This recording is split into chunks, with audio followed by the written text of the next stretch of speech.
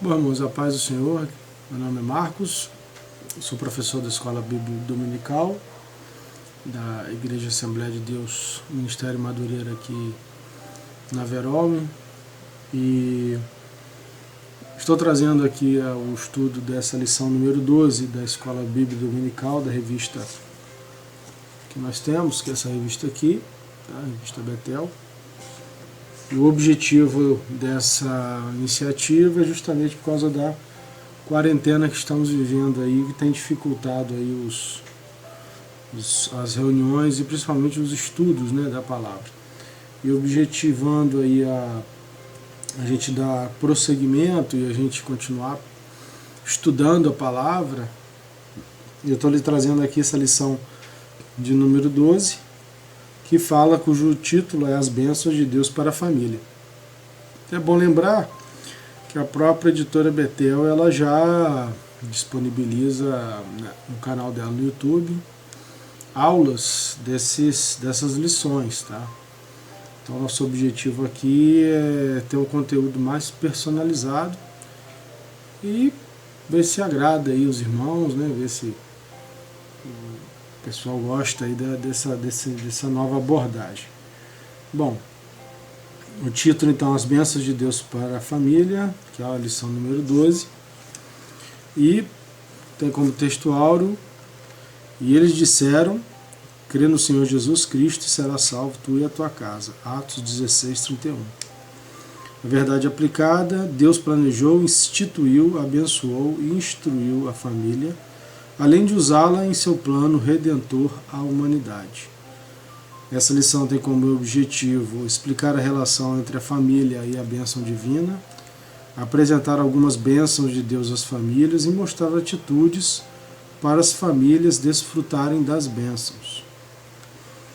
Texto de referência está em Gênesis capítulo 12, do verso 1 ao 3, e Atos capítulo 3, do verso 25. Em Gênesis 2 diz assim: Ora, o Senhor disse a Abraão: sai-te da tua casa e da tua parentela e da casa de teu pai para a terra que eu te mostrarei. Far-te-ei uma grande nação e abençoar-te-ei e engrandecerei o teu nome, e tu serás uma bênção, e abençoarei os que te abençoarem e amaldiçoarei os que te amaldiçoarem. E em ti serão benditas todas as famílias da terra. Em Atos capítulo 3, 25, vós sois os filhos dos profetas e do concerto que Deus fez com nossos pais, dizendo a Abraão: na tua descendência serão benditas todas as famílias da terra. Eu não vou ficar lendo a revista, acho que não seria tão proveitoso quanto os irmãos aí, já que já tem a revista, certo? Poderem pegar e já lerem os tópicos, agora que existe até a facilidade de você pausar o vídeo, tá certo? Um texto que eu gostei muito, eu quero contribuir aqui, é Salmo 127. Salmo 127, um salmo curto, e também fala, eu entendo que contribuiria muito para esse estudo, né? Se o Senhor não edificar a casa, em vão trabalham os que a edificam. Se o Senhor não guardar a cidade, em vão vigia a sentinela. Inútil vos será levantar de madrugada, repousar tarde, comer o pão, que penosamente granjeastes os seus amados, e ele o dá enquanto dorme. Herança do Senhor são os filhos, fruto do seu ventre, seu galardão. Como flechas na mão do guerreiro, assim os filhos da mocidade. Feliz o homem que enche deles a sua aljava, não será envergonhado quando pleitear com os inimigos à porta. Então, meus irmãos, aqui nessa lição fala justamente que a gente a família andar debaixo das bênçãos, da orientação, da obediência, só traz benefícios. A nossa introdução fala que nessa lição veremos a família como agência de Deus. Algumas bênçãos e a importância das famílias tendo atitudes que contribuem para que o lar seja um lugar de bênçãos para os seus membros e alcance toda a sociedade. Então, aqui no tópico 1 já fala sobre família e a bênção divina. O que nós lemos? Que o Senhor, quando constituiu a família, obviamente ele quis trazer a família como portadora de uma bênção. Ele quis trazer a família como um canal, um meio, né, de abençoar a terra. Então é interessante como é que tudo começou numa família, que foi aqui, Adão e Eva. Justamente porque eles foram a primeira família que existiu na terra. E essa bênção, se o homem, né, se Adão e Eva não tivessem cometido o primeiro pecado, seria algo que traria a bênção para toda a humanidade. Mas a gente sabe que houve um desvio desse caminho. E outra coisa interessante também sobre a relação entre família e bênção é que também com a família de Abraão também veio a bênção para o povo de Israel, que por meio das famílias israelitas, a intenção do Senhor era trazer a bênção para toda a humanidade também. Então tudo isso remete o quê? Para a família. A família é uma portadora dessas bênçãos. Você vê como isso é interessante, porque até o próprio Jesus Cristo, ele nasceu dentro de um seio familiar. Ele teve uma família. Então você vê que a intenção do Senhor é justamente a família no centro desse amor. No centro desse amor. Aqui o autor da lição coloca que mesmo após o pecado, o Criador não desistiu de continuar usando a família. Isso é verdade. Adão e Eva cometeram, né, o pecado, mas não por isso ele deixou a família. Ele entende ainda, até hoje o Senhor entende que a família, ela é uma portadora de bênção. A família, no tópico 1.1, a família é uma agência divina. É muito importante atentarmos para o fato de que após o pecado, Deus não desistiu de seu plano. Então você vê que a família, ela ainda é um canal para abençoar. Você vê também interessante, né? Aqui fala justamente no dilúvio. Noé também foi formado por uma família. Também por uma família. E nós vemos que Noé, ele tinha seus 3 filhos, né? Foi dessa sua esposa e dessa família que surgiu aí que surgiu a Arca de Noé, que também foi um canal de salvação para aqueles tempos. Tá? Outra coisa interessante, o plano divino visando a transmissão dos mandamentos e das instruções para sucessivas gerações inclui também as famílias. Então aqui, vamos ler aqui em Gênesis 18, 19. Gênesis 18. Vamos lá. Gênesis 18. Porque eu escolhi para que ordene a seus filhos e a sua casa depois dele, a fim de que guardem o caminho do Senhor e pratiquem a justiça e o juízo, para que o Senhor faça vir sobre Abraão o que tem falado a seu respeito. Então você vê que a ordem do Senhor veio sobre a casa de Abraão, justamente para que haja justiça. E Deuteronômio capítulo 6, verso 6, vamos lá. Essas palavras que hoje te ordeno estarão no teu coração. Tu as inculcarás a teus filhos e delas falarás assentado em tua casa e andando pelo caminho e ao deitar-te e ao levantar-te. Então justamente está falando do quê? Sobre o ensino dos pais para os filhos, né? O ensino bíblico, o ensino cristão de fazer o que é certo, de ensinar a amar o próximo, o ensino de respeitar, o ensino de aprender a nós justamente nos humilharmos perante o Senhor, nos rebaixarmos, no sentido de a gente tirar da gente a soberba, renunciarmos, acho que é a palavra melhor, né? Renunciarmos, porque esse que é o objetivo, né? A gente aprender a renunciar, porque hoje nós vivemos num mundo do que tudo sou eu, né? Tudo é eu, tudo é o seu no primeiro lugar. Isso não acontece só com a minha família, mas até acontece comigo mesmo, dentro da minha família, às vezes nós mesmo querendo sobrepor em cima dos nossos próprios familiares. E é justamente o que a gente tem que aprender, né? Aqui na lição, continuando, tópico 1.2, as famílias cristãs, principalmente no Brasil, onde há abundância de igrejas locais e recursos de tecnologia, né? Hoje a gente está usando muito isso, junto com o corre-corre diário, tendem a arrefecer quanto à missão de ensinar às futuras gerações os caminhos do Senhor. A escola bíblica, muitas pessoas não dão tanto valor à escola bíblica, mas a escola bíblica é um momento que nós temos de não só aprender a palavra, mas de termos ali um momento de comunhão para aprender junto.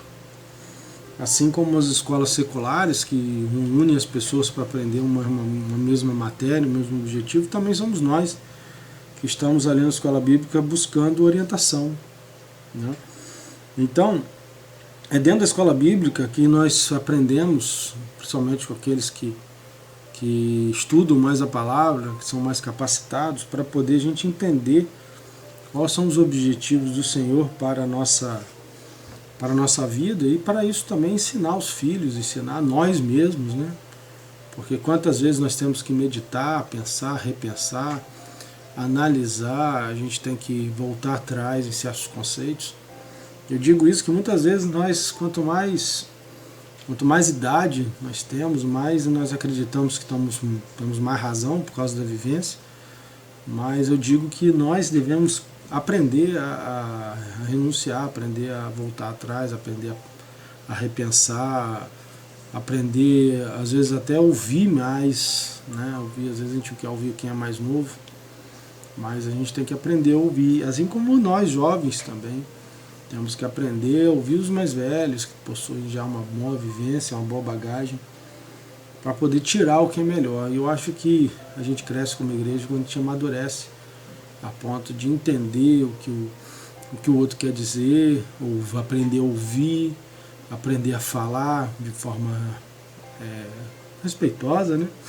Hoje em dia nós vivemos numa época tão difícil que as pessoas não têm mais paciência para ouvir, as pessoas só querem falar, e a gente tem que justamente aprender a ouvir e falar no momento certo.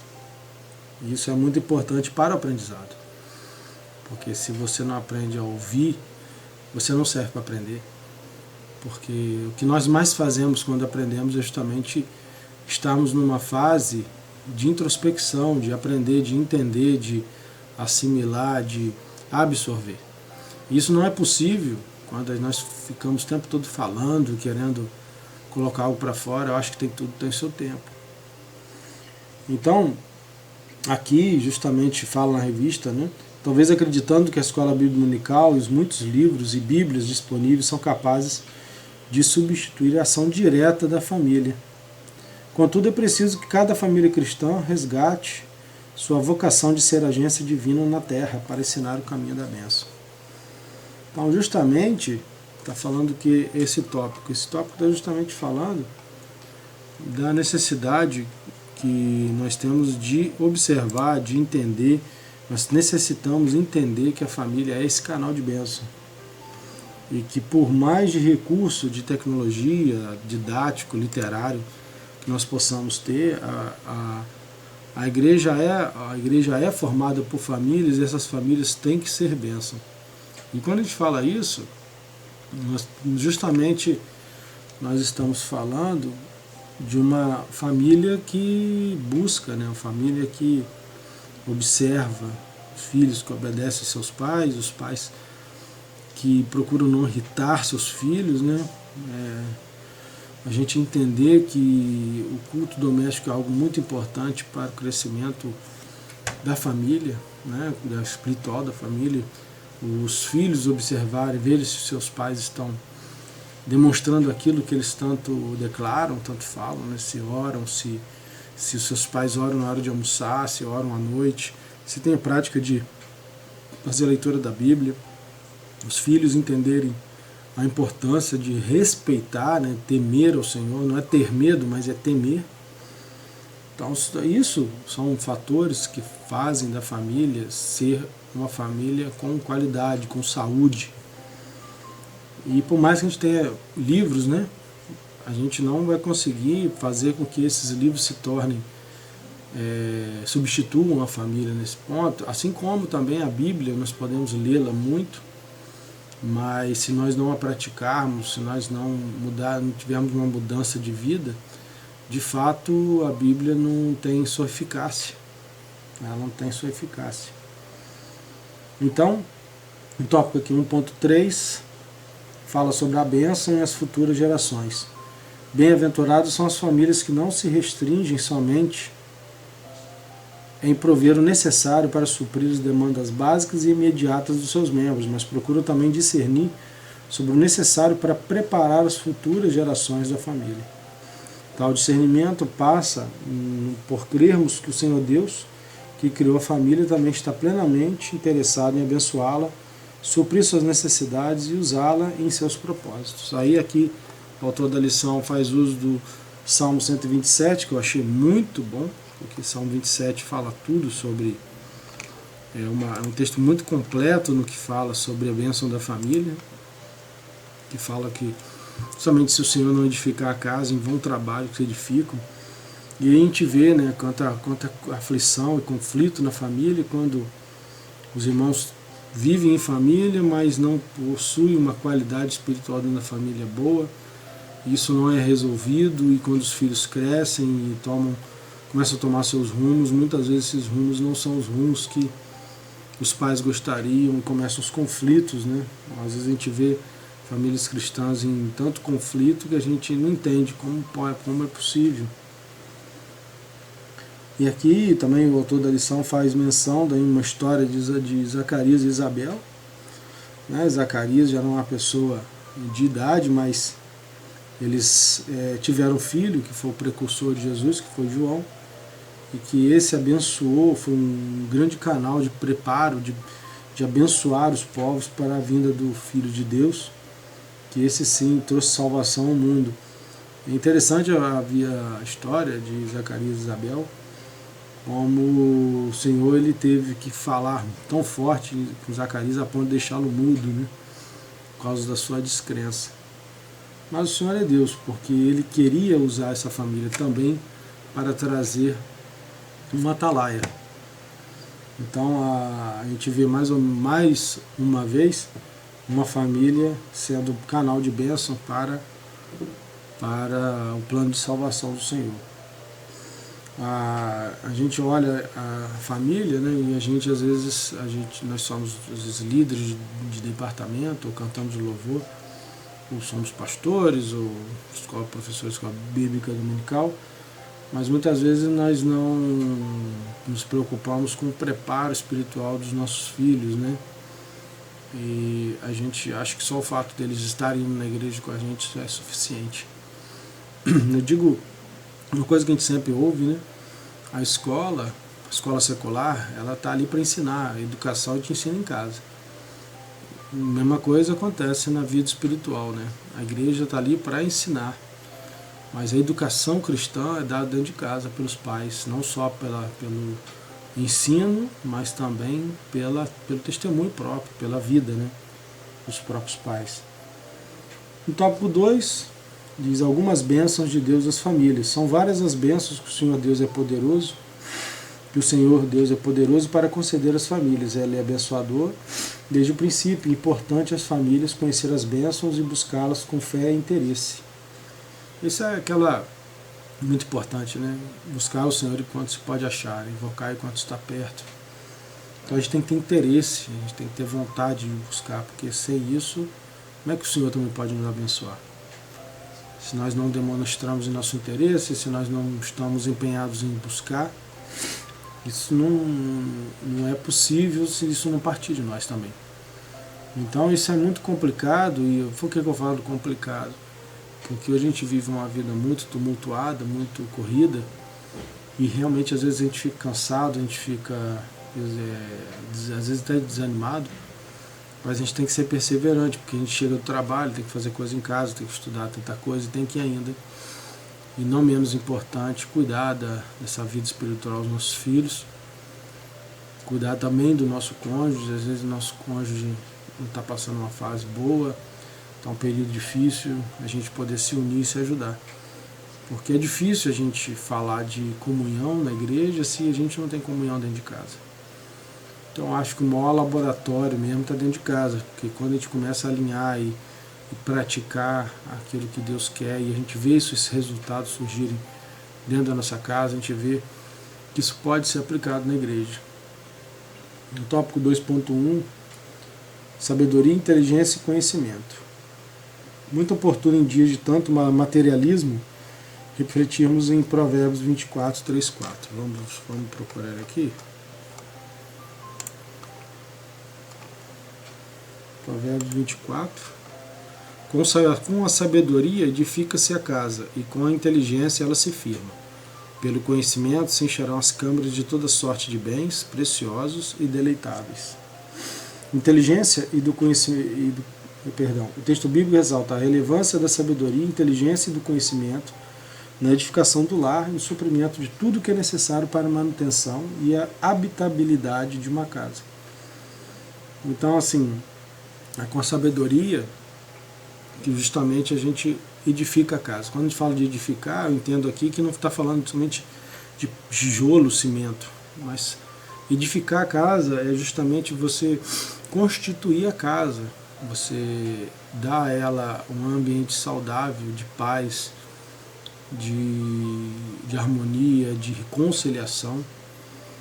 E essa sabedoria é algo assim, extraordinário, porque é a sabedoria que traz esses benefícios, porque ela é uma coisa muito preciosa. Tanto é que a própria palavra nos estimula, em Provérbios, a buscar a sabedoria, né? Porque ela realmente traz esses benefícios. E a inteligência é justamente a habilidade que você tem de resolver problemas, de você ser astuto, né? De se resolver as situações. E a Bíblia fala justamente sobre o conhecimento, que se encherão as câmaras de toda sorte de bens. Então está falando de três alicerces aí importantes para o lar. É comum quando se pensa em constituir uma família o enfoque ser a questão financeira.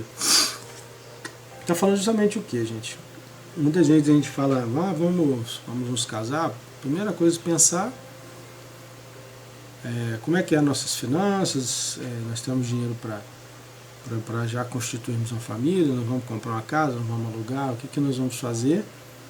Isso é muito importante, tá? Isso tem que ser feito de fato. Por incrível que pareça, já conheci casais que não pensam assim, eles casam e depois vêm como fazer. Isso traz muita dor de cabeça.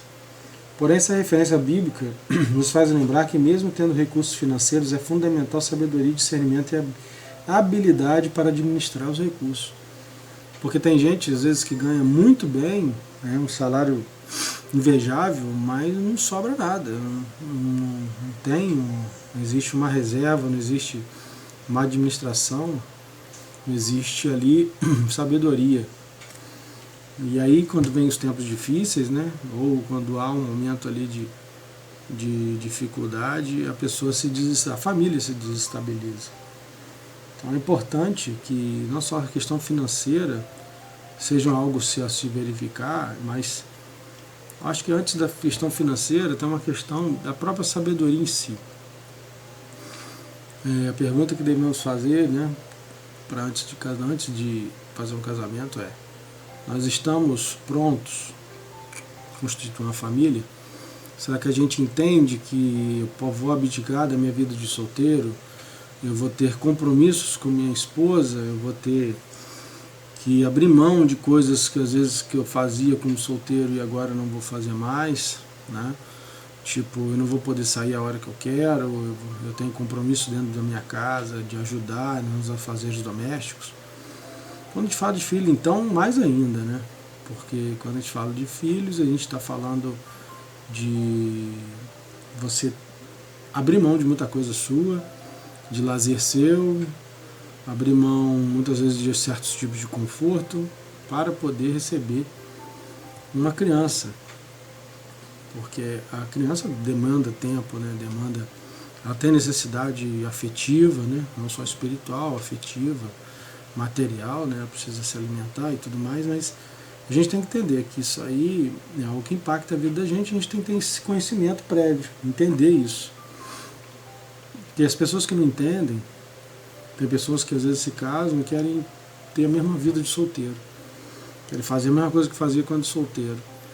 Tem casais que quando se casam, tem um filho, mas que tem a vida como se fosse casal sozinho. Não tem uma qualidade, não tem uma dedicação aos filhos. Porque às vezes tem até outra pessoa que possa ajudar nessa criação, mas a verdade é que a gente, como parafraseando, né, o livro do Pequeno Príncipe, nós nos tornamos responsáveis por tudo aquilo que conquistamos, né? E aqui o autor da lição fala de Tiago 1,5.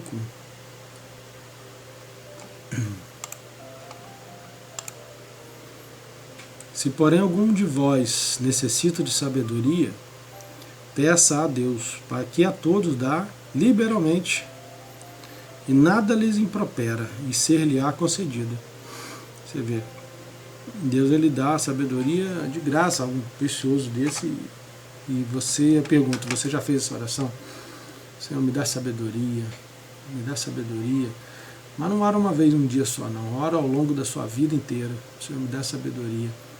Porque aqui na Bíblia existe uma promessa, quem pede ele dá abertamente, porque ela é uma bênção. E o que Deus quer é melhoria da nossa qualidade de vida, e muitas vezes nós sofremos por falta de sabedoria. A própria palavra fala que meu povo padece por falta de conhecimento. E busca desse conhecimento, ele tem que vir primeiro com a sabedoria de entender que nós precisamos conhecer mais a palavra, precisamos conhecer mais o mundo em que vivemos, precisamos conhecer as necessidades do nosso próximo, do nosso filho, da nossa esposa. Precisamos ter esse conhecimento que advém dessa sabedoria de entender, de identificar, de você visualizar essas coisas para buscar e poder então viver melhor. O tópico 2.2, presença e participação de Deus. Destacamos no Salmo 127 o Senhor Deus agindo no contexto familiar para edificar, guardar e prover. Este tópico enfatiza a primeira parte no verso 1. O Senhor edifica. Uma das lições que pode ser extraída é a presença e participação de Deus desde o início da formação da família e no constante e necessário desenvolvimento. É interessante, né? Porque você vê que lá no Gênesis, Deus criou o homem e a mulher para que eles tivessem um filho. Então já era um molde de Deus criar a família.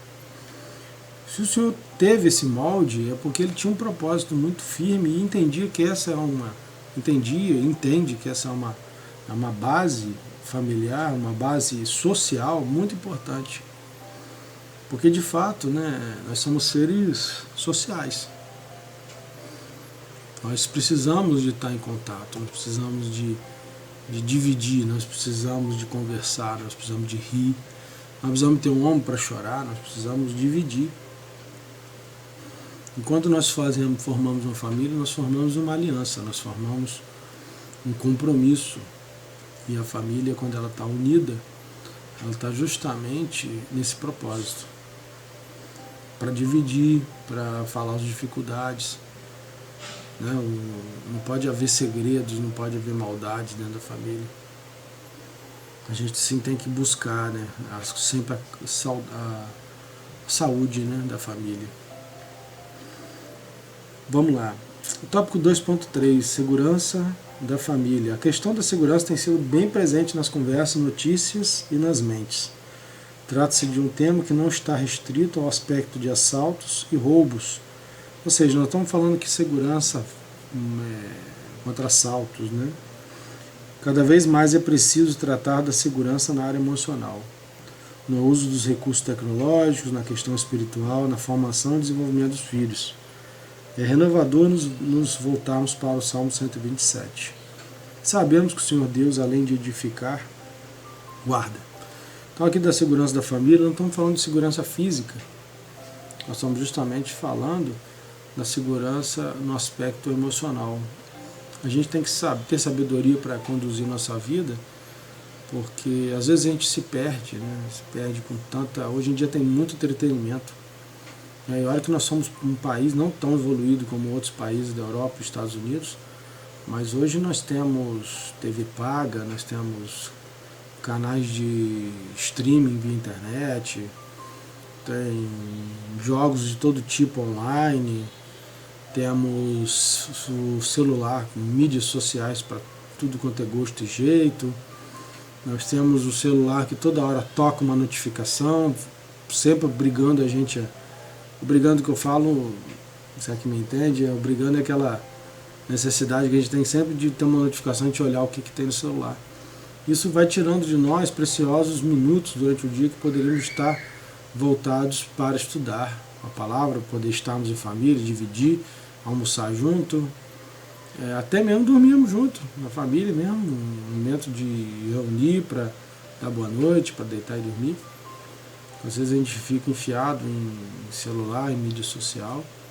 Então a segurança também da nossa família também envolve também essas atitudes de a gente se censurar também, de a gente saber se limitar, né, o que nós fazemos, a hora que nós fazemos, porque senão passa o dia, entra a noite e você já viu, já passou, já foi dormir, já começou outro dia e você não teve, deu um beijo no seu filho, você não fez nada.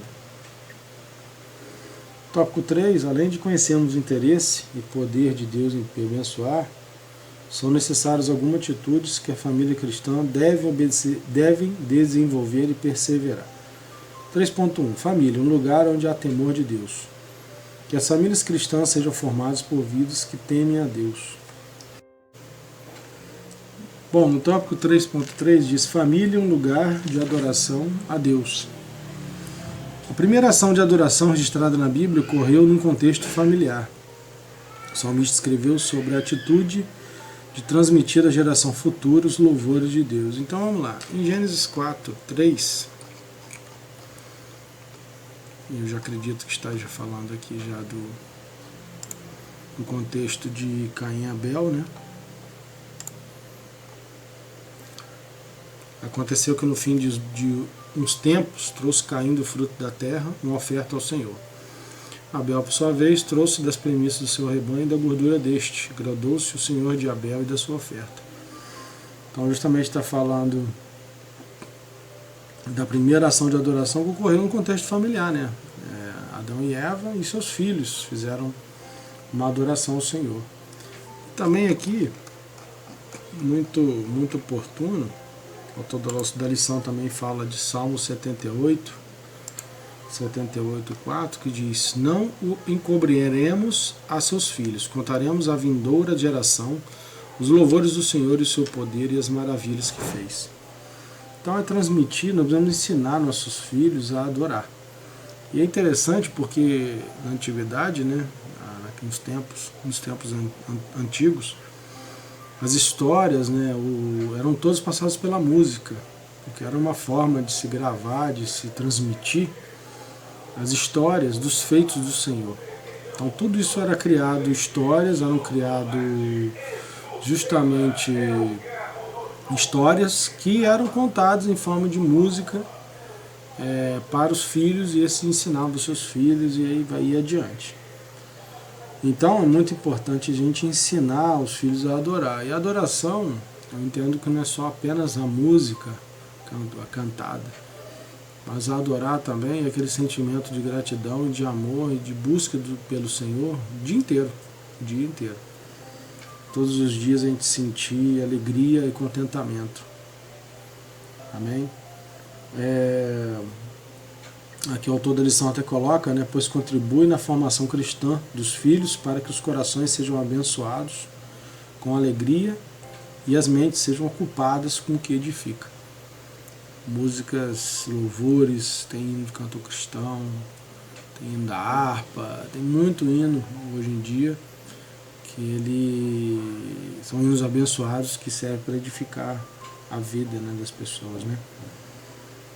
Então, meus irmãos, a importância, aqui fala, o autor da lição também fala sobre o culto doméstico, quando foi um texto muito, muito importante, né? Josué 24:15, eu e minha casa serviremos ao Senhor. Está justamente falando do culto doméstico. O culto doméstico não precisa ter 1h30 de duração, não precisa de ter liturgia, não precisa de ter teclado, não precisa de ter órgão, não precisa nada disso. Pode ser muito simples. Basta você separar aí um tempo no início, um tempo curto, porque se o seu caso for igual ao meu, que eu tenho filho pequeno, não pode ser muito extenso para não ficar cansativo. Mas uma leitura rápida da palavra, oração, abrir com oração, orar, deixar todas as crianças, todos os presentes orarem.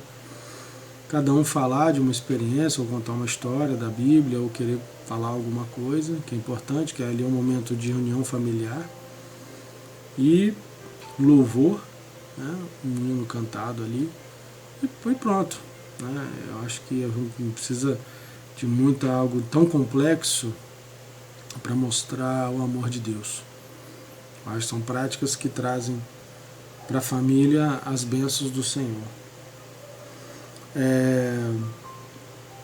Aqui fazemos aqui a conclusão, certo? Que cada família cristã esteja consciente do interesse e poder de Deus em abençoá-la, usá-la em seus planos para abençoar outras famílias, e da importância em cultivar atitudes que muito contribuirão para desfrutar das variadas bênçãos de Deus, como indicado no Salmo 128. Então, essa conclusão aqui fala justamente que se a gente seguir esses passos, é uma boa dica aí para que sejamos então abençoados, né? Tragamos bênçãos, né? Para dentro das nossas casas, para nossas vidas, para que Deus possa agir. Um exemplo que eu também anotei aqui na revista, também de uma família que se desvirtuou, né? A gente falou só de famílias que foram bênçãos. Também há um relato de uma família que se desvirtuou, que foi a família de Eli, do sacerdote Eli. Os filhos de Eli foram pessoas extremamente maldosas, né, e não foram tementes a Deus. E 1 Samuel capítulo 4, verso 11, relata da morte deles. É uma morte muito ruim, justamente por causa dessa falta de amor, essa falta de temor do Senhor. Então é importante a gente também entender, né, os exemplos bons e também os exemplos ruins, né, e observar que talvez a Bíblia nos dá esse detalhe, mas os filhos de Eli talvez tenha faltado ali um ensinamento, talvez um maior acompanhamento, o próprio sacerdote ter estado mais ativo na formação deles, enfim. Alguma coisa falhou. Ou, quem sabe, né, os próprios filhos mesmo resolveram seguir esse caminho. Mas, infelizmente, tiveram um final muito triste, inclusive devia de ser muito difícil até para um pai ver uma situação como essa. Então, meus irmãos, Deus abençoe a todos.